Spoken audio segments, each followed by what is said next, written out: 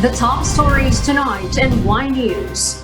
2 cases of the new, more transmissible COVID-19 variant linked to South Africa have been identified in the United Kingdom. The Bureau of Immigration implements strict passport inspection to identify passengers with travel history in the UK. Philippine vaccine experts to review the efficacy data of the COVID-19 vaccine developed by China's Sinovac Biotech. The minors who documented the fatal shooting of a mother and son by a policeman in Panikitar have submitted their affidavits and will testify in court. The Department of Trade and Industry warns that playing prank online delivery buyers could get you into jail. Find out foods to avoid and keep you healthy this holiday season. Good evening, Philippines and the world. Today is Thursday, December 24, 2020. I am Harleen Delgado. Join us in the next hour as we deliver today's top stories around the country and in other parts of the world. I am William Theo. We are also seen in 1,935 satellite monitoring centers nationwide and via live streaming worldwide through the UNTV News and Rescue social media accounts and our website untvweb.com. I am Mariela Toza. First in the news. A new, potentially more infectious variant of the novel coronavirus that causes COVID-19 has been found in Britain in cases linked to South Africa. Marvin Delfin will give us the details live. Yes, Marvin. Harleen, British Health Secretary Matt Hancock confirmed that a highly concerning new variant of coronavirus that is suspected of fueling a rise in cases in South Africa has been detected in the UK. This has led to Britain imposing further travel restrictions and halting all arrivals from South Africa, while the South African government also tightened rules for the festive season. Mr. Hancock told the Downing Street Press yesterday that 2 people who tested positive for the South African variant were now in quarantine and added that other travelers from the country and their contacts must take similar precautions. The containment measures will be temporary while the new variant is being investigated at Public Health England's laboratory at Porton Down. Britain is already trying to curb the spread of a mutated strain of the virus called B117, which is up to 70% more transmissible, and further studies are still being carried out. Scientists are examining this particular variant from South Africa very closely as it includes several changes in the part of the virus that allows it to attach to human cells, which is a key target for antibody therapies and vaccines. According to the World Health Organization, the South African variant is different to the recently reported UK variant, but they share at least one mutation called N501Y that makes the virus more transmissible than previously circulating dominating strains. It has not yet been linked to any difference in disease severity, but South African Health Minister Zweli Mkhize warned that many cases are among young people aged 15 to 25. The South African variant emerged after the first wave of infections in Nelson Mandela Bay on the coast of the Eastern Cape province, and within weeks, it became the dominant coronavirus in both Eastern and Western Capes. Western Cape Premier Alan Wind said that hospitals in the province were under severe strain, with the province having more COVID-19 cases this time around than during the first wave. South Africa has so far recorded more than 950,000 cases and more than 25,000 deaths, the highest in the continent. In the past few days, countries around the world have closed their borders to both Britain and South Africa following the identification of the new fast-spreading variants of the coronavirus. Harleen? All right, Marvy, thank you for that live report. Singapore has confirmed its first case of the new coronavirus variant found in the United Kingdom. The city-state said while 11 others who were already in quarantine had returned preliminarily positive results for the new strain. Mary Jo Maleriano will tell us why live. Yes, Mary Jo. Eileen, 5 days before Singapore opens its phase 3 of circuit breaker, the country recorded its first case of COVID-19 new strain from returning Singaporean student who came from United Kingdom, reported by Ministry of Health or MOH yesterday from their official website. Case 58504, who was infected with the B117 strain or the new COVID-19 strain, is a 17-year-old female Singaporean who had been studying in the UK from August 2020. She returned to Singapore on 6 December and served her stay-home notice or SHN at a dedicated SHN facility upon arrival. She developed fever the next day and was confirmed to have COVID-19 infection on 8 December, according to MOH. The student was part of the 31 imported cases from the United Kingdom from 17 November to December 17 record, where 11 cases are considered preliminary positive by MOH, while 12 of them were not infected with B117 strain. 5 cannot be sequenced due to their low viral load, and 2 have not yet been tested as of MOH latest post. On Tuesday, Education Minister Lawrence Wong said that the preliminary assessment is that the new strain is 70% more infectious, which is significant, and therefore we think it is prudent to stop all incoming travelers from the UK during this period until we are able to learn more about this new strain of the virus. The country has been conducting viral genomic sequencing for confirmed COVID-19 cases who arrived from Europe recently. MOH ensures the public on the containment of the strain. According to MOH, all her close contacts have been quarantined and tested negative at the end of their quarantine period, and that she had been isolated upon arrival in Singapore. We were able to ring-fence this case so that there was no further transmission arising from her. Back to you, Harleen.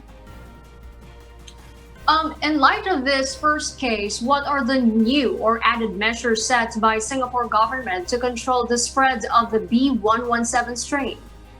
Arlene, Singapore has blocked visitors with recent travel history to the United Kingdom to prevent the new strain from spreading in this country, in Singapore. Long-term pass holders and short-term visitors who have been to the UK in the last 14 days are not allowed to enter here or transit through Singapore from yesterday, 11:59 p.m. While returning Singapore citizens and permanent residents will be required to undergo a COVID stay-home notice, Hardin. All right, thank you, Mary Jo Maleriano reporting live from Singapore. The Bureau of Immigration will implement a strict passport inspection following the suspension of flights and banning of entry from the United Kingdom. Harleen Delgado will tell us why. The suspension of flights from the United Kingdom, as ordered by the Interagency Task Force Against Emerging Infectious Diseases, starts today until December 31. This comes after a new COVID-19 strain has been detected in the region. According to BI spokesperson Dana Sandol, the immigration will implement a 100% strict passport inspection on all passengers arriving in the country. Those who have been in the UK in the past 14 days will not be allowed to enter the country. Transiting passengers from the UK are also included in the travel restriction. Sandoval explains an arriving passenger with such travel history will be turned over to the airline company that will be in charge of the passenger's return to his or her port of origin. Isa-isa po talaga natin lahat ng pages ng passport to see the travel itinerary ng pasahero po na dadating. We also sought the help of the airlines po and the shipping na hindi na po i-board itong mga pasahero na may travel history na po sa United Kingdom. Napakalaking tulong po yan para doon pa lang po sa port na panggagalingan, ma-deter na po yung pagpasok po nila dito sa bansa. Filipinos will still be allowed to enter the country, even those who have been in the UK in the past 14 days, but they will be referred to the Bureau of Quarantine and the one-stop shop to undergo swab testing and strict quarantine. Kung kababayan po natin, mapapayagan po sila, but they will be subjected to strict protocol ng ating COVID Task Force, National Task Force for COVID-19. So sila po ay mag-undergo ng strict 14-day quarantine and swabbing po pagdating po nila sa airport. Meanwhile, outbound travels to the UK are still permitted.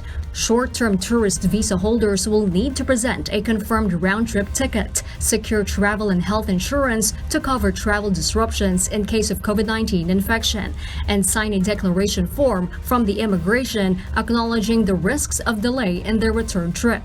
Meanwhile, the Department of Trade and Industry has no policy yet on the banning of products and cargo from the UK.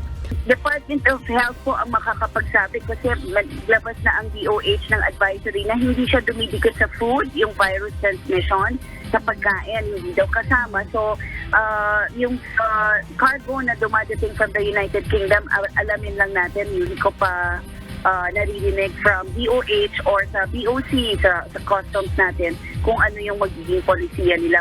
Jorlene Delgado, UNTV News and Rescue. We serve the people, we give glory to God. Vaccine experts in the country said they will need to review the efficacy data of the COVID-19 vaccine developed by China's Sinovac Biotech. Meanwhile, officials are ramping up the surveillance of circulating strains of the new coronavirus after the United Kingdom reported a more infectious strain of COVID-19 agent. Rosa Licos explains why. The government has assured that the Food and Drug Administration will review thoroughly the efficacy and safety data of the vaccine developed by any vaccine manufacturer. This is the response of the Philippine Council for Health Research and Development of the Department of Science and Technology after reports that Sinovac Biotech's COVID-19 vaccine is over 50% effective in late-stage trials run by the Butantan Institute in Brazil. This is much lower compared to other vaccines approved by the United States of America and the United Kingdom. Hindi pa natin nakikita yung data. It has to be reviewed by the Food and Drug Administration. Kahit na lumalabas sa press, ganito ang kanilang efficacy, we have to verify those data. So until such that time, na-review natin ang data, we cannot take any conclusions. However, the official insisted that based on standards of the World Health Organization, 50% efficacy rate is still acceptable since it is the minimum requirement set for the use of vaccine. Meanwhile, the official said if vaccine developers such as Pfizer, BioNTech, and Moderna will submit their applications to get the first emergency use authorization in the country. This if the negotiations of the country with the vaccine manufacturers will be finalized. Dalawa pa lang po ang nai-issuean ng EUA ng isang stringent regulatory authority, meaning in the US. Yan ang Pfizer, BioNTech, at Moderna. So, if they are going to pursue their application here in the Philippines, for the EUA also in the Philippines, then malamang sila ang mauuna na maging available. Meanwhile, the DOST-PCHRD has no reports yet if the new coronavirus strain spreading in England has entered the country. Random surveillance of COVID-19 positive tests are being conducted to determine if the new variant has entered the Philippines. Tayo i-monitor natin randomly ang mga viruses na nakikita natin sa Pilipinas, yung SARS-CoV-2, through the Philippine Genome Center. Rosa Licos, UNTV News and Rescue. We serve the people, we give glory to God. And in other news, witnesses who watched a police officer shoot dead two unarmed civilians on December 20 are under tight watch by the Tarlac police and are undergoing psychological debriefing by social workers. Joanano tells us why. Philippine National Police Chief Police General Debold Sinas has personally talked with the parents and guardians of two minors who took the viral video of a shooting incident that happened last Sunday in Panikitar Shooting. General Sinas was able to convince them to allow their 12-year-old and 16-year-old children to testify in the court against Police Senior Master Sergeant Junel Nuesca, who is now facing a double murder case for killing Sonia and Frank Gregorio. According to General Sinas, the two minors should testify in the court to confirm the authenticity of the video and said that the video will strengthen the case filed against Nuesca. The PNP also assured the protection of the kids who will testify in the court. Ako mismo ang nakiusap sa kanila, kinausap ko yung mga parents ko at guardian ng dalawang bata na sana tulungan kami para mapalakas yung kaso. So na-convince po namin yung mga parents po at saka yung mga bata na tutulungan kami kapalit po sa pag-alaga po namin sa kanila security. Yung video po nasa batas po na hindi po yan maging ebidensya kung hindi po natin makita kung sino po ang kumuha. Dapat meron pong mag-testify na siya ang may-ari ng video, ng cellphone o ng machine, tapos siya ang kumuha. General Sinas also said that they were able to gather all evidences to press the cases filed against the suspect. Malakas po yung kaso against kay Nuesca kasi meron na pong 2 eyewitness po na kasama doon. Plus of course yung baril, kasi nung sumurrender siya, yung baril po ay nag-match po doon sa empty shell at saka slugs na na-recover po doon sa crime scene. At saka yung yung forensic yung sa kamay niya ay puro positibo po. Now, yung video lang kasi ma'am, yun po yung magpapalakas lalo ng kaso against sa kanya. Meanwhile, the PNP chief made some clarifications on his previous statement regarding taking of videos of a certain crime, just like what happened in Panikitar. He reiterates that the PNP is not prohibiting taking of videos in such incidents, but instead he just emphasizes that people taking the videos should not compromise their safety. Ang sabi ko, sana yung kumuha nag-ingat kasi baka siya ang balingan. Wala po kong sinabi na hindi kukuha. Mali po yun. Ang sabi ko, maganda ngayon pero ingatan din yung ating yung kumuha, ingatan niya yung safety po niya. General Sinas said that as of now, they were able to obtain the cell phone used by the witness in taking the video of the shooting incident and is now under the custody of Cybercrime Division. The police were also able to get the consent and affidavit from the witnesses, was able to notarize the documents and was submitted to the prosecution. General Sinas also coordinated with the mayor and vice mayor of Panikitar to provide counseling among the minors who witnessed the gruesome killing, including Nuesca's 12-year-old daughter that has been the subject of multiple online bashing from the netizens. Joannano, UNTV News and Rescue. We serve the people, we give glory to God. The Department of the Interior and Local Government, or DILG, confirmed that Police Master Sergeant Jonel Nuesca, the policeman involved in the twin shooting incident in Panikitar, was demoted by the National Police Commission, or NAPOLCOM, over a case in 2014. DILG spokesperson Undersecretary Jonathan Malaya said Nuesca was demoted from Police Senior Master Sergeant, Police Master Sergeant for a grave misconduct complaint filed in 2014. Nuesca supposedly extorted money from a tricycle driver and the passenger whom they nabbed for allegedly having weapons and illegal drugs in their possession. The NAPOLCOM found that Nuesca and respondents failed to submit corroborating evidence to support their claim that they performed a valid warrantless arrest. Nuesca is currently in the custody of the Chief of Police of Panikitar for the killing of Sonia and Frank Anthony Gregorio. He is facing a case for 2 counts of murder. The PNP Internal Affairs Service earlier said it will fast-track the resolution of Nuesca's case. Thousands of holiday shoppers flocked the Divisoria market in Manila today, despite the risk of contracting coronavirus disease. Dante Amento tells us why. Last-minute shoppers from different places flocked at the Divisoria today, starting early this morning. Despite of continuous reminders from the authorities, physical distancing was not observed. Personnel from the barangays, non-governmental organizations, and the PNP Special Action Force have also assisted the local police to reprimand market-goers who violated the minimum health standards, such as wearing of mask and face shield. Several parents even brought along with them minors even though they are prohibited to go outside. Yung iba po sir, yung mga face mask hindi po proper nakasuot, yung mga face shield po sir nasa ulo lang lagi. Kailangan po talaga i-remind po sila sir para matupad po yung protocol po natin sir. Due to the huge number of shoppers, personnel of the local police are not enough to monitor all the COVID-19 protocols violators. Shoppers admit that even though they know the danger of contracting COVID-19, they still chose to buy in Divisoria because of the cheap items. masyado masikip. Kailangan talaga makipagsapalaran ka para mabili mo yung gusto mo. Siyempre natatakot naman po kasi sa dami ng tao hindi naman po maiwasan. Meanwhile, the authorities remind anew the public to have self-discipline to avoid the continuous spread of the disease. Dam Tiamento, UNTV, News and Rescue. We serve the people. We give glory to God.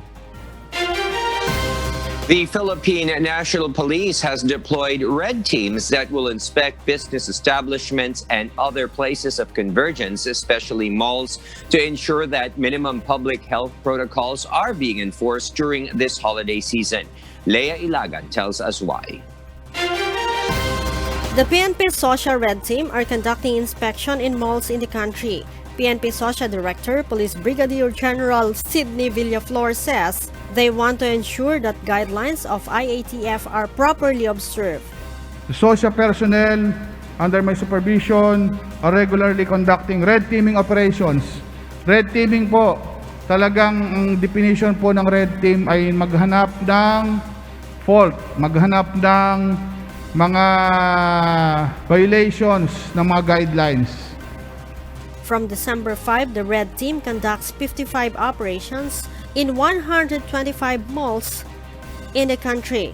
691 security guard posts were visited and 968 security guards are inspected. The establishments should have foot baths or foot disinfectant mats in the entrance. There must be an alcohol or hand sanitizers. The guards should get the temperature of every person entering the mall. They should observe physical distancing. Wearing of face masks and face shields should be properly observed. The entrance and exit should be in different direction. In malls, there should be no free Wi-Fi and aircon temperature should be at 26 degrees Celsius to discourage people from loitering. So, chine-check po namin yung mga security guards, mga security operators, kung religiously ini-implement nila yung na-relay sa kanila na IATF guidelines na dapat din ay pinai-implement ng mga mall managers. The PNP Social also reminded the security guards to be alert all the time against the people who want to take advantage of the influx of shoppers. If in case the IATF guidelines was violated by the mall, the PNP Social will demand an explanation from the mall manager and head security of the establishment. Leia Ilagan, UNTV, News and Rescue. We serve the people, we give glory to God. The Department of Health recorded today 1,776 more people that tested positive for COVID-19, bringing the country's total to 465,724.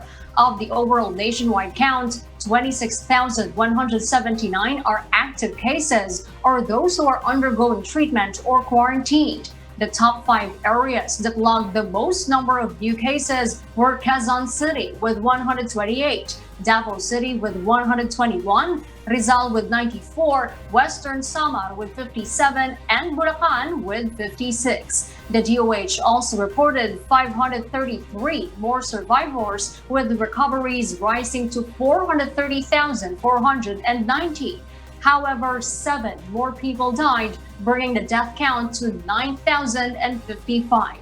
Meanwhile, DOH Secretary Francisco Duque III urged COVID-19 licensed laboratories nationwide to continue their operations during holidays and prepare for possible increase for testing demand. The Department of Trade and Industry, or DTI, is set to coordinate with the National Bureau of Investigation and the Philippine National Police Cybercrime Group to pin down people placing bogus orders in different online food and items applications. Ray Pelayo will tell us why. People who orders products online as a prank may be liable for estafa and face possible imprisonment. According to DTI Undersecretary Ruth Castelo, this is under the revised penal code that is punishable. Prank orders are those who order online, such as food, but eventually no-show or made it cancel. The official said that the Philippine National Police and the National Bureau of Investigation are ready to accept complaints. sellers and delivery personnel should keep text messages or other proof of the prank so that the DTI could help them file a complaint. Makukulong yan. Kailangan lang tulungan din tayo ng complainant kung siya yung seller or yung food delivery platform na madala makapag-complain siya, mag-execute ng affidavit at makapag-complain, tutulungan natin sila sa PNP or sa NBI. Carl, a delivery service personnel, experienced getting prank buyers. He said that even if the ride-hailing delivery company reimbursed the amount that they spent on the unpaid item, it still affects their livelihood.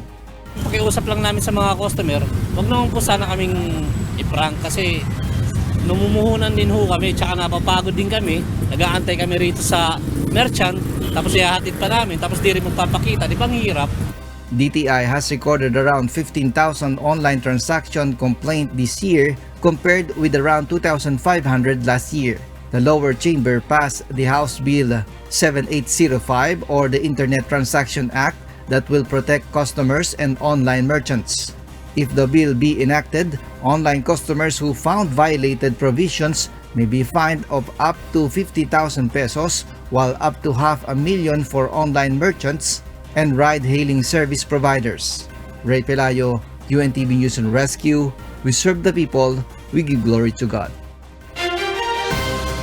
The Bureau of Corrections or Bucor announced an easing of jail rules by allowing paabot in view of the holidays. Under the directive of Bucor Chief Gerald Bantag, the Bucor is allowing families of inmates at the New Bilibid Prison or NBP to send food and medicine to their kin in the facility every day until December 31, 2020. In-person visits with inmates, however, are still suspended. The paabot system had been suspended since March to prevent the spread of the new coronavirus in prisons.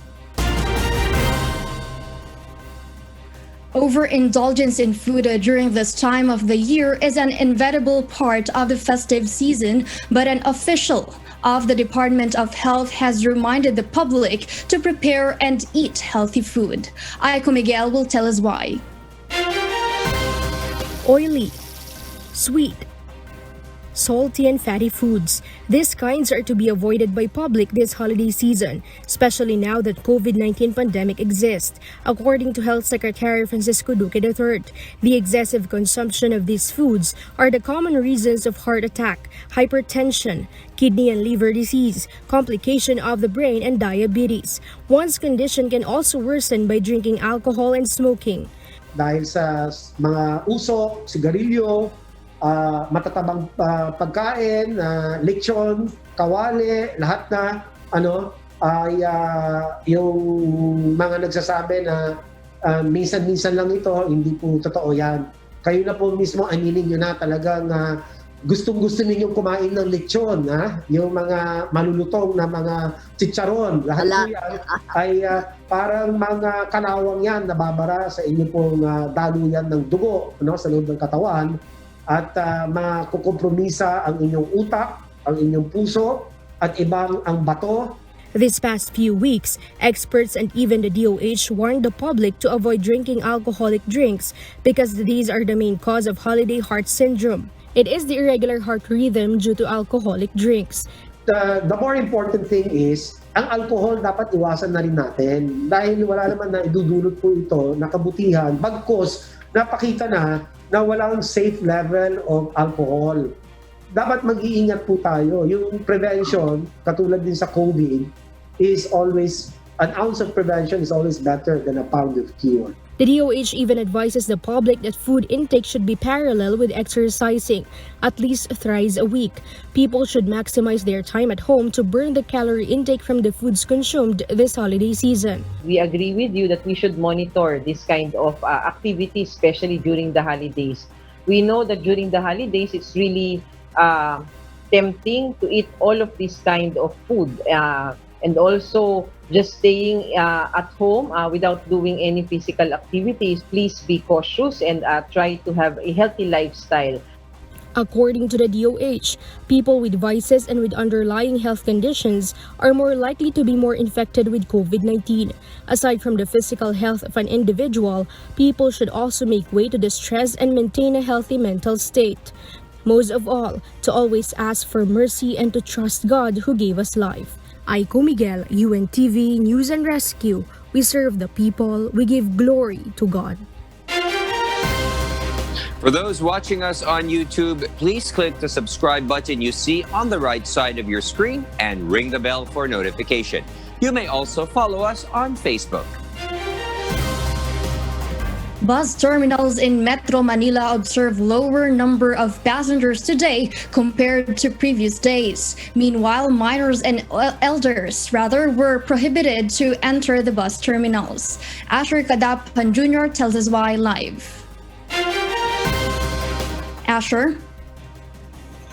Mariel, the Parañaque Integrated Terminal Exchange, or PITX, noted a decrease in the number of passengers in the terminal today. According to PITX Corporate Affairs Head Jason Salvador, it has been observed in the previous years that influx of passengers subside every 24th of December after several days of increasing number of passengers in the terminal.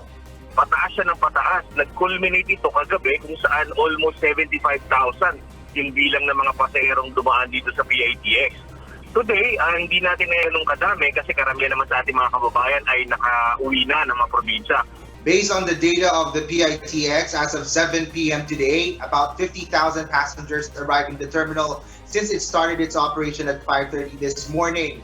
Despite the lower number of passengers in the PITX, minors aged 15 years and below, as well as elders above 65 years old, are still prohibited from traveling unless it is essential and they bear travel authority.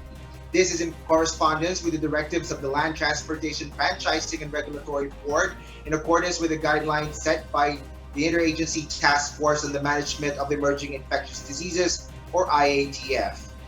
Very clear yan, nakalagay sa IATF resolutions kung sino-sino lang ang pwedeng lumabas ng ating mga tahanan.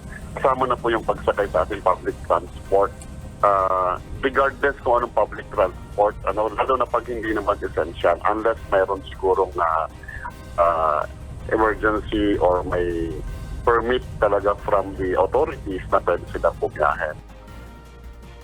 But some commuters are disappointed with the policy. Some, however, find ways to still be able to travel to their provinces. Ayaw papasokin yung bata, 13 anyos. Hindi naman kailangan ng travel tuboy, wala naman sakit yan, kalakuhan yung ganyan. Babalik po kami sa Baclaran, tapos try po namin doon kung makasakay po kami ng ibang sasakyan. Meanwhile, the same stringent measure is being implemented in bus terminals in Cubao, Quezon City, but the Araneta City bus station encounters only about 300 passengers daily since it reopened its operation early this month compared to the influx of passengers in the terminal during this time of the year. Despite the very low number of passengers, they only accept minors and elders with travel authority. Mariel? Thank you, Asher Kadapan Jr. reporting live.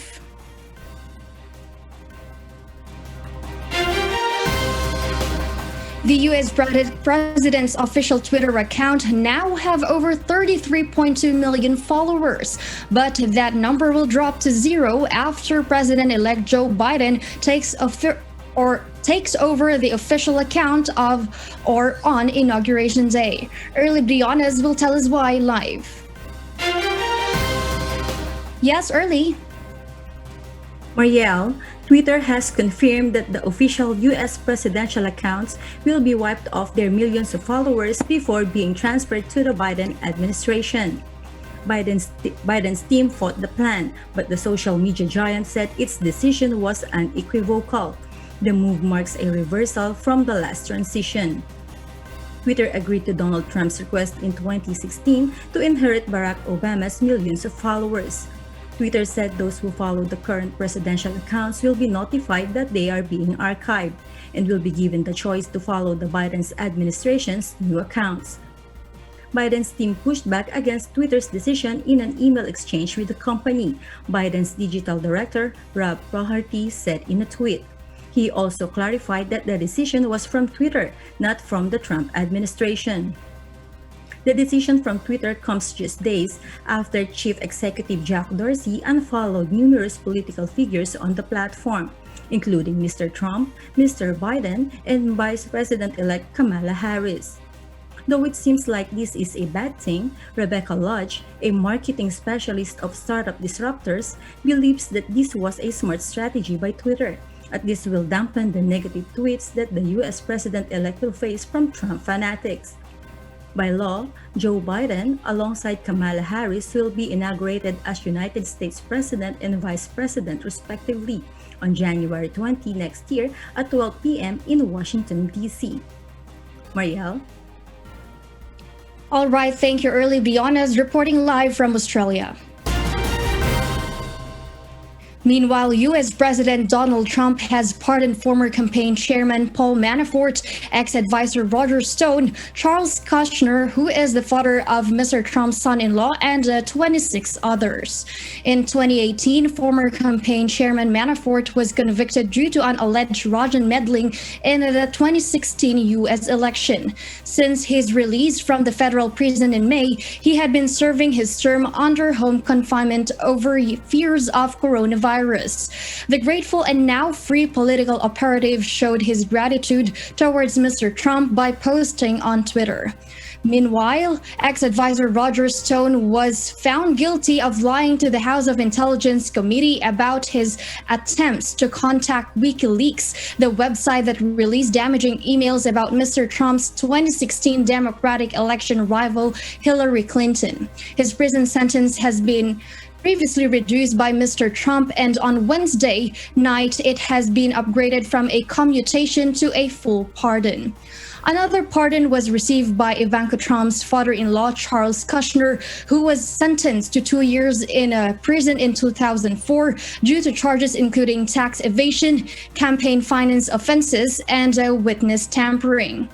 Manafort, Stone, and Kushner are among the 29 people to benefit from Mr. Trump's latest clemency spree before he leaves office next month.